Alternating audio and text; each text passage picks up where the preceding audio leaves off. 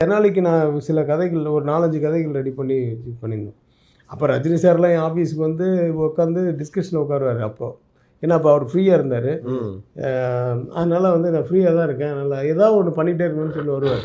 என்ன பண்ணியிருக்கீங்க கமல் சாருக்கு என்ன கதை சொல்லுங்கள். ஐயோ ஆமாம், அந்த மாதிரிலாம் 4-5 கதை ரெடி பண்ணியிருக்கோம். ஒரு கதைக்கு தெனாலின்னு டைட்டில் வச்சது அவர் தான்.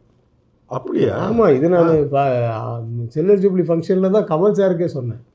ரஜினி சார் தான் சொல்லாதீங்க இப்போது, நீங்களா சொல்கிற மாதிரி சொல்லுங்கள். எனக்கு கிரேசி மோகன், ரமேஷ் கண்ணா 3 பேருக்கு தான் தெரியும் இது தெனாலின்றது ரஜினி சார் வச்ச டைட்டில்ன்ட்டு. ஏன்னா என் சொந்த படம், நான் உள்ளே இது பண்ணிட்டேன். அவர் ஹீராமில் இருக்கார், இவர் அந்த நேரத்தில் ஃப்ரீயாக இருக்கார். இவர் வந்து அவருக்கு ஃப்ரீயாக இருந்தால் பிடிக்காது, ஏதாவது ஹிமாலயம் போயிட்டு சும்மா இருக்கும்போது என்ன பண்ணுறீங்க வரலாமா அப்படின்னுவார். வந்து எங்களோட உட்காந்து சாப்பிட்டு ஈவினிங் வரைக்கும் இருந்துட்டு தான் போவார். அப்போது அவர் நிறைய இன்வால்வ் ஆகி அதிலெல்லாம் வந்து சொல்லுவார். தெனாலி கதையில் அவருடைய டிஸ்கஷனில் அவர் நல்லா இருக்குது நல்லா இல்லைன்னு சொல்கிறதுக்கு ஒருத்தன் வேணும்ல சார். அது மாதிரி சார் அதான் நான் சொல்கிறேன்னே, தெனாலின்ட்டு சொன்னார் டைட்டில்.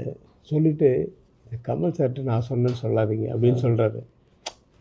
அதானே அவர் நம்மலாம் புரிஞ்சு வச்சுருக்க விட அவர் புரிஞ்சு வச்சுருக்காரு.